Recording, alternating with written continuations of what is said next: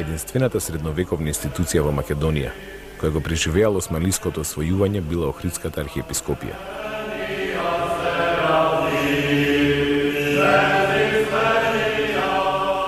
По претрпените материјални загуби, одземање на имотите и претварање на голем број цркви во џамии, таа сепак продолжила да функционира, прилагодувајќи се на настанатата политичка ситуација.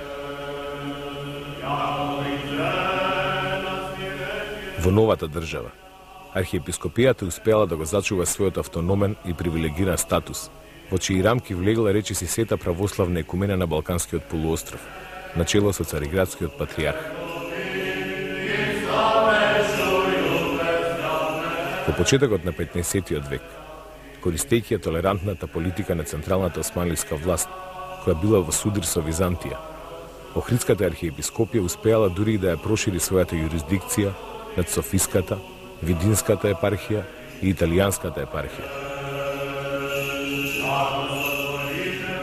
Во средината на 15-тиот век, под нејзина юрисдикција се наоѓале Влашко и Молдавија, а по известно време, пред обновувањето на Пеќската патријаршија и други делови од Српската црква.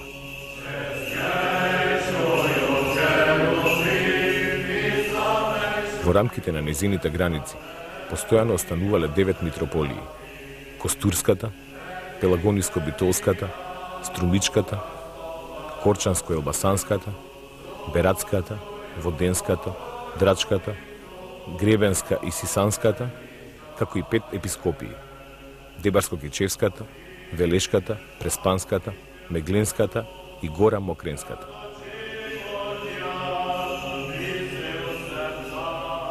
Османлиските власти и дозволувале на Охридската архиепископија да функционира како автономна институција, но секако во известна мера.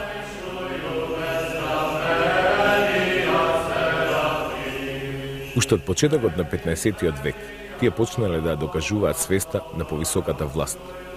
Христијанските храмови биле претворени во муслимански верски објекти. Пример за таква активност е тоа што во џамија била претворена катедралната црква Света Софија и Свети Пантелеймон, подигнат од страна на Свети Климент во Охрид. Откако овој храм бил претворен во џамија, околу него биле изградени и други исламски објекти, со што бил создаден цел комплекс познат како имарет. Според народното предание, пред османлиското освојување на градот имало повеќе од 300 цркви, од кои 7 биле претворени во џамии. Во 17-тиот век во Охрид биле регистрирани 33 активни цркви. До заострување на односите меѓу османлиите и свештенството обично доаѓало поради пројавени сомнежи за непријателски активности на архиепископот. Така султанот Мехмед II освојувачот при своето враќање од походот против Скендербек есента 1466 година, наредил во Истанбул да бидат прогонети голем број охридски световни првенци, заедно со архиепископот Доротеј. Сосема е веројатно оваа казнена мерка да била превземена поради врските на архиепископијата со востанието на Скендербек. Понекогаш овие мерки завршувале со најсурови казни, како што било убиството на охридскиот архиепископ Валаам во градот Велес во 1528 година.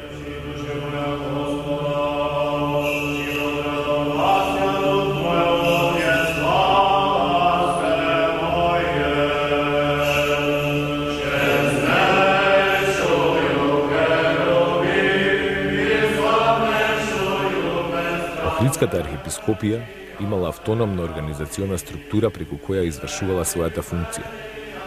Таквата структура и се задржала уште од времето на византискиот период и не се разликувала од другите источни православни цркви.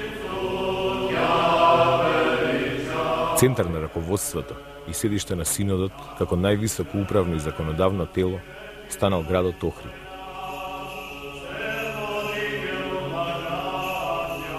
Со него председавал архиепископот, кој можел да биде суден и менуван од страна на синодот, што пак не можел да работи спротивно на волјата на законски избраниот архиепископ.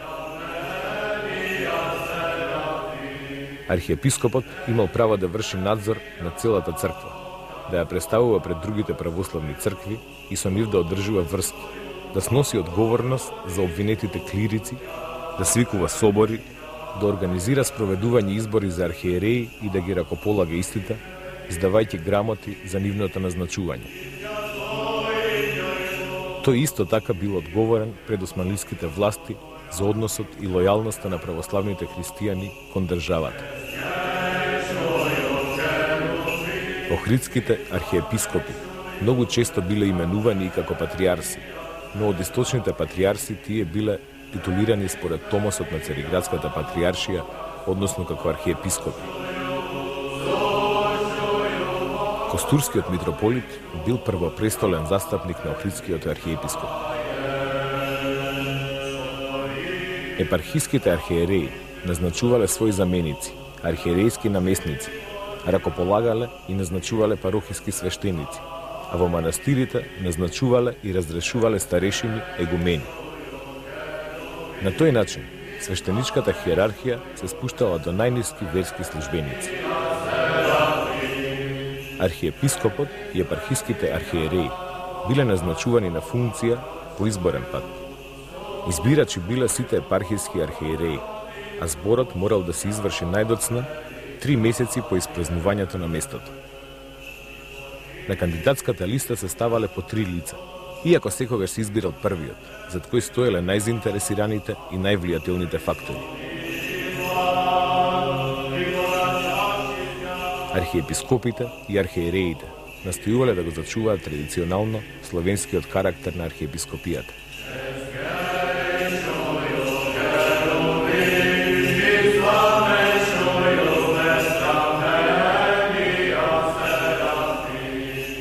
Грчкиот јазик бил присутен во администрацијата и во богослужбите главно во градовите, додека во селата и во помалите градски населби, како и во манастирите, бил зачуван црковно-словенскиот јазик. За разгледување на важните и актуелни прашања бил свикуван архиерејски собор, како и црковно-народен собор, на кој покрај духовните учествували световни лица, видни граѓани и првенци на Охрид. Охридската архиепископија имала и своји црковни судови, каде што се разгледувале споровите меѓу христијанските верници, независно од османлиските закони и од државните правосудни органи. Преку представниците на Охридската архиепископија, заедницата на православни христијани остварувала комуникација со државните власти, притоа уживајќи голема автономија во областа на своите внатрешни работи и граѓанските права. Охридската архиепископија била институција преку која на територијата на Македонија и пошироко функционирал милет системот. Милет значи заедница, народ, кој бил воспоставен на територијата на целата Османлиска империја. Суштината на милет системот се состоела во правото на немуслиманските заедници сами да си ги уредуваат и водат внатрешните работи во однос на верата и на другите граѓански прашања, како што биле склучувањата бракови, разводите, наследствата, образованието, имотните спорови меѓу христијаните и слично. За функционирање на таа автономија биле задолжени верските представници на немуслиманските заедници, кои пред османлиските власти одговарале за редот, мирот и почитувањето на законот од страна на нивната паства. Веднаш по паѓањето на Константинопол, во Османлиската империја биле озаконети 3 главни милети: Рум, православен милет, Ермени милет и Јехуди, еврејски милет. Сите православни христијани на Балканот влегле во составот на Рум милетот, на чие чело стоел Цариградскиот патриарх.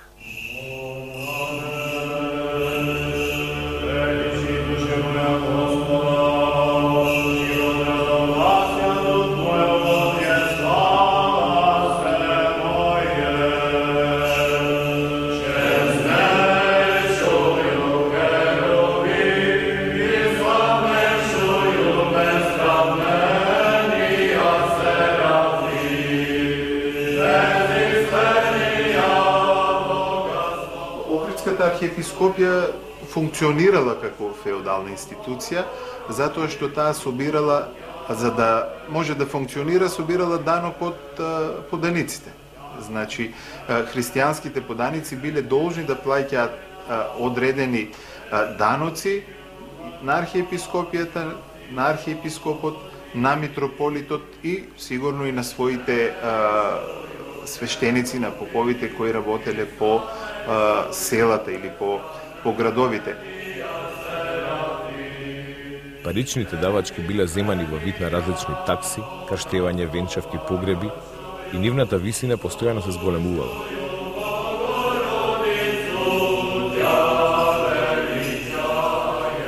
Освен тоа, се плаќал еден постојан годишен данок во корист на архиепископијата како институција и на самиот архиепископ. Приходите добиени од црковните давачки се трошеле за нормално функционирање на архиепископијата и на незините органи, како и за издршка на високиот свештенички клер.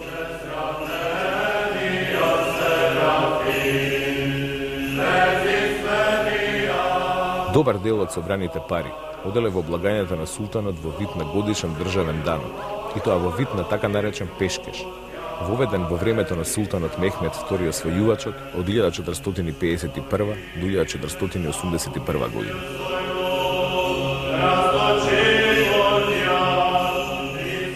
Пешкешот се плаќал за купување на дозволата, бератот, за вршење на високи црковни функции. Така секој нов архиепископ при неговото ракополагање морал на име пешкеш да плати голема сума пари во султанската благајна.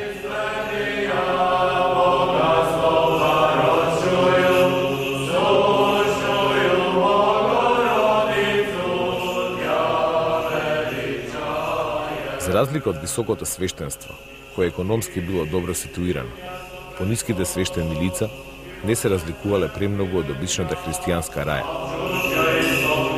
Користејќи ја корумпираноста на државните органи во поглед на воспоставениот пешкеш, некои лица со пари успевале да издействуваат добивање берати за свое назначување на високи црковни позиции без претходна согласност на надлежните црковни органи.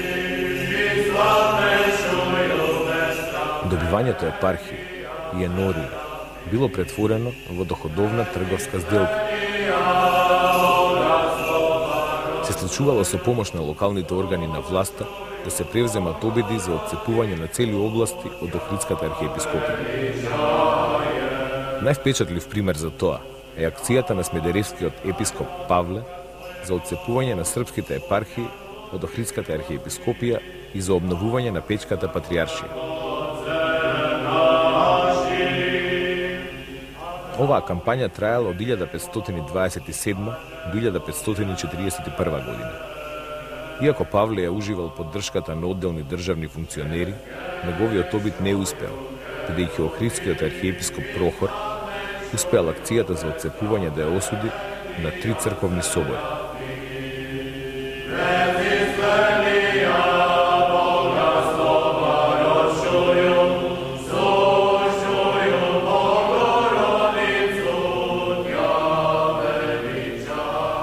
Покрај давачките што ги собирала во својата каса од христијанските верници, архиепископијата постојано се наоѓала во незавидна економска положба. Поради тоа, представници на архиепископијата често оделе во посета на одделни европски владетели, со цел да се собере помош во материјални средства, црковна литература и предмети. Главни дестинации за патување биле европските христијански држави и земји, особено Русија, Молдавија и Влашко, но и Полска, Чешка, Германија, папската држава, Франција и други. Овие обиди за подобрување на економската положба на Охридската архиепископија не го давале посакуваниот резултат и таа запаѓала во се потешка економска ситуација.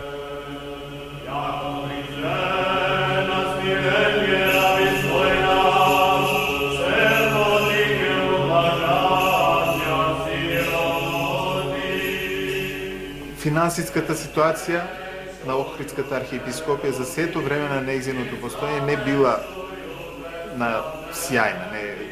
Таа постојано имала недостаток од финансиски средства. Поради тоа многу често архиепископите преземале патувања во западните земји и во Русија со цел да бараат финансиска поддршка од тамошните побогати држави, западните земји или од Русија.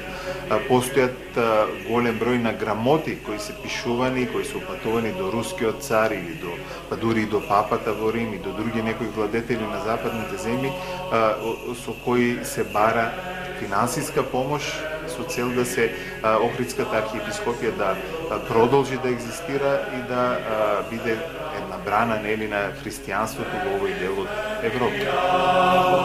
Евентуална поддршка на архиепископијата, моќните европски дворови настојувале да ја условат со поголемо ширење на католичкото влијание на територијата на архиепископијата.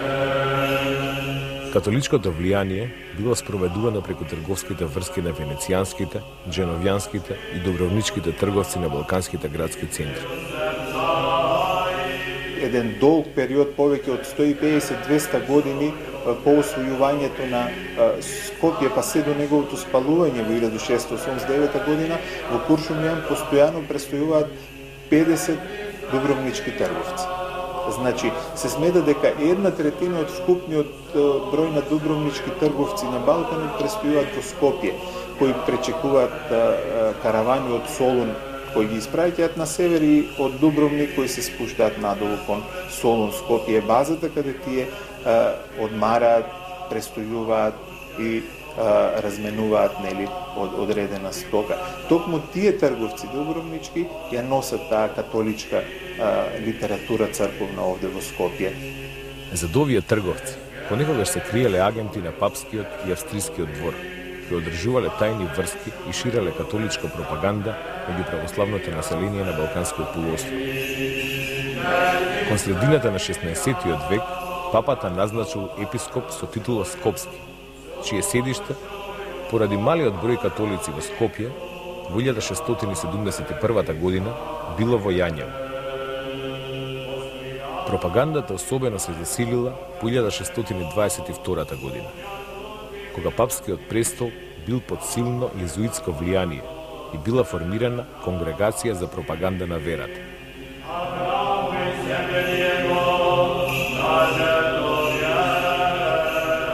Во 1630 година католичката пропаганда се обидела да ја превземе архиепископската црква Света Богородица во Охрид, но архиепископијата успела да го спречи обидот, давајќи големо мито на султана. Кон средината на 17-тиот век била основана Охридска католичка надбискупија, но таа постоела само номинално. Христијаните под османлиска доминација своите погледи почнале да ги насочуваат кон Русија, каде со доаѓањето на чело на државата на Петар Велики од 1700 до 1725 година прераснала во голема и моќна воена и политичка сила во Европа, со се поголемо влијание во православниот свет.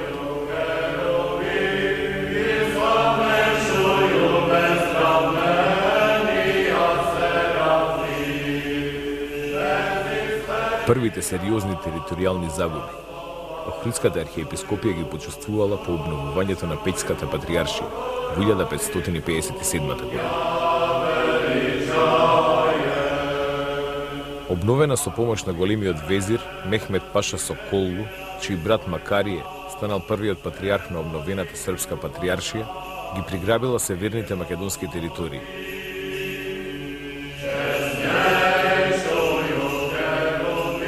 Притисокот на Цариградската патријаршија врз автономијата на Охридската архиепископија почнал да се засилува. Во втората половина на 17-тиот век Цариградската патријаршија го зацврстила своето влијание врз источните патријаршии: Иерусалимската, Александриската и Антиохиската, и нејзината агресија се насочила кон архиепископијата во Охрид. Првата прилика за мешање во внатрешните работи на архиепископијата се укажала во 1676 година. Со симнувањето на Теофан како неканонски архиереј и поставувањето на Софискиот митрополи Мелети за архиепископ од страна на патријархот од Цариград, започнала борбата помеѓу Фенер во Истанбул и Охрид, поточно меѓу фанариотската партија на Цариградскиот патријарх и автохтоната домашна партија, формирана сред високиот клер на Охридската архиепископија. Главната борба меѓу двете партии се водела околу изборот на архиепископот и таа траела се до укинувањето на архиепископијата. Фанариотите на секаков можен начин настојувале за архиепископи да доведат своји луѓе однатре, а автохтоната партија од рамките на својата диецеза. На 6 февруари 1719 година синодот го избрал за архиепископ корчанскиот митрополит Јоасаф. Декларацијата издадена по повод изборот на Јоасаф, упатена до сите охридски епархии, завршувала со повикот: сите ние, владици и христијани, првенци и првомајстори на еснафите, старешини од секој град и предел и секој занаед, ако има некој лице меѓу нашите или однадвор, туѓо, кој е без законска согласност да се меша во архиепископијата, никако да не го примиме, туку далеку од нашите предели да го пропадиме.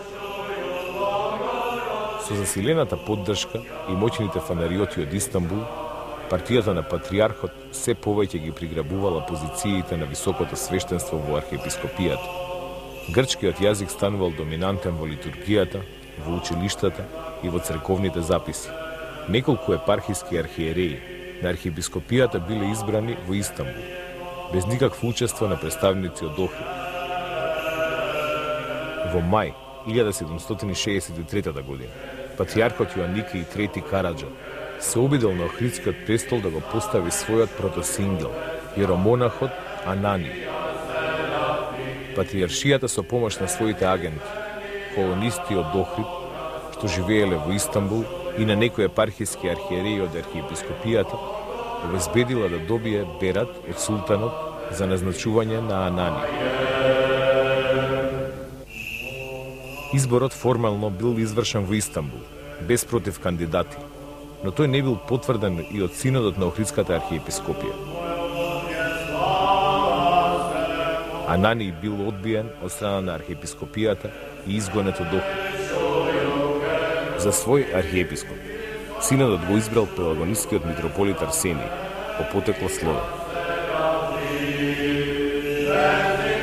Тоа било последниот успех на приврзаниците за автономна архиепископија.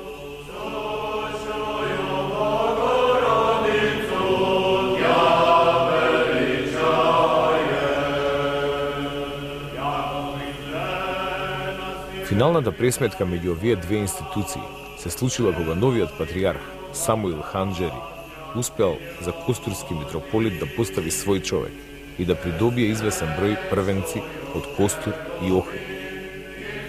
Видна улога во ликвидацијата на Охридската архиепископија одиграл и богатиот и моќен охридски еснав во Истанбул, додека народното предание за главни виновници ги истакнува 4 охридски првенци: Бујар Лигдо, Нејко Челеби, Станчобек и Малечкобек.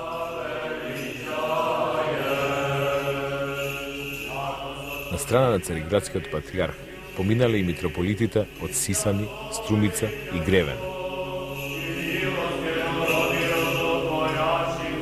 Есента 1766 година овие митрополити се нашле во Истанбул, каде што извршили избор на корчански митрополит и сите заедно подпишале изјава со која ја признале власта на Цариградскиот патриарх. По многуте интриги и клевети од страна на Цариградската патриаршија, во кои меѓу другото Охридската архиепископија била представувана и како орудие на Австрија и Рим, на 16 јануари 1767 година архиепископот Арсений бил принуден доброволно да му поднесе писмена оставка на патриархот Самуил. Наскоро било издадено и султанско ирадо, декрет, со кое било легализирано укинувањето на Охридската архиепископија и сите архиепископски епархии биле приклучени кон Цариградската патриаршија. Еве што пишува во Цариградскиот берат, даден на Цариградскиот патриарх по повод укинувањето на Охридската архиепископија. Откако во царските архиви се прегледа книгата за епископските мукати, паушални давачки.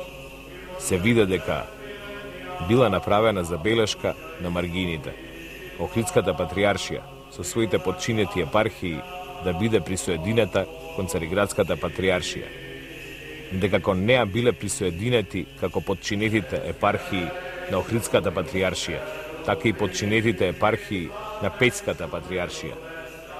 Дека нивното подчинување на Цариградската патриаршија било побарано со молба и барање од страна на патриаршијата и синодот, кои молеле да биде заповедано да се запише тоа подчинување во нивните берати, за тоа што била издадена возвишена наредба и тој предлог бил запишан каде што треба, и затоа никој никогаш не смее да направи ништо спротивно на таа возвишена наредба.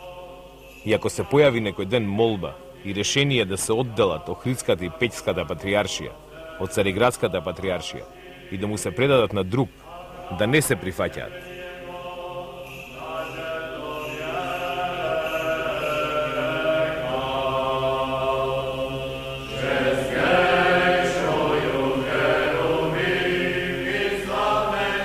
Цариградскиот патриарх и оние кои членуваат во тој благодетелен грчки синод на митрополитите поднесоа подпечатена молба до царскиот диван, а во која изјавуваат дека од пред некое време некои злосторници, сметајќи ги охридските патриарси за трговска стока, често ги симнувале и наместо нив одредувале други, неспособни, земајќи им лихварски камати, така што не само што таа патриаршија потонала во тешки долгови, достигнувајќи степен да се судри со тешкотиите во управувањето со работите и запазувањето на законите, туку исто така, очигледно е дека и угнетувањата и притисоците под кои подпаднале тамошните подчинети митрополити и бедни поданици, немајќи им крај, ќе ги доведат до една бедна состојба и до една положба целосно неодржлива и непоправлива. И така, според барањето и мислењето на поданиците, кои страдаат под Охридската патриаршија, по молба на нашиот патриарх Арсений и по барање на митрополитите кои му се подчинети, преку подпечатената молба, замолија да се уништи и да се избрише од книгите протоколот на така наречената патриаршија, а родот кој постои под неа да се присоедини кон Цариградската патриаршија е услов оваа да прифати да го плаќа вообичаениот данок за неа, а Охридската патриаршија сосема да се уништи. И ако во иднина со поголем данок или било кој друг предлог да се направи молба од страна на други да се обнови Охридската патриаршија, таквите воопшто да не се слушаат. Еве што од друга страна пишува архиепископот Арсений во својата доброволна оставка. Со оваа моја доброволна и непринудена оставка, долу подпишаниот изјавувам дека, не можејќи да ги средам и да ги задоволам потребите на Охридската архиепископија, што една по друга се јавуваат пред нас и во наше време, а со тоа им дадов немал повод на злосторниците да го напаѓаат името на архиепископијата и да ги оштетувам подчинетите митрополии на Охридската патриаршија и незината раја, а бидејќи не е можно инаку да се спаси од нивните раце тамошната земја и целиот христијански род, освен со укинувањето на Охридската архиепископија, дека токму поради тоа се откажувам од Охридската архиепископија, освен од мојата поранешна епархија, која ќе држам додека сум жив, за да се прехранам и да ги задоволам своите потреби. При заемна согласност со моите браќа, светите архиереи, се направи оваа моја доброволна и непринудена оставка, што треба да се запише во Светиот кодекс на Великата Христова црква, 16 јануари 1767 година. Охридски Арсенија Ветова.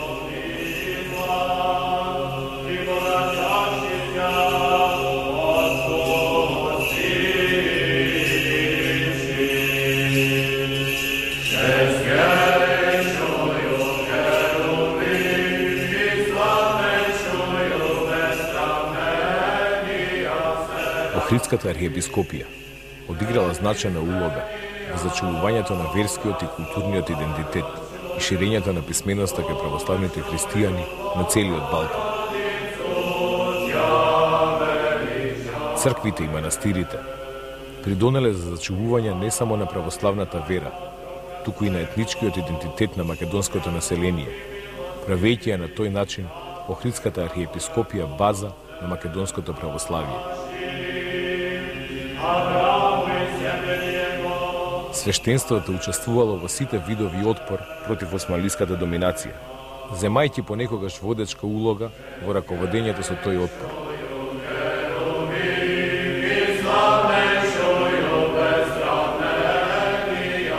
Една од најважните улоги црквата ја одиграла во полето на просветната активност. Христијанските храмови надвор од градовите биле единствените културни источници за христијанското население.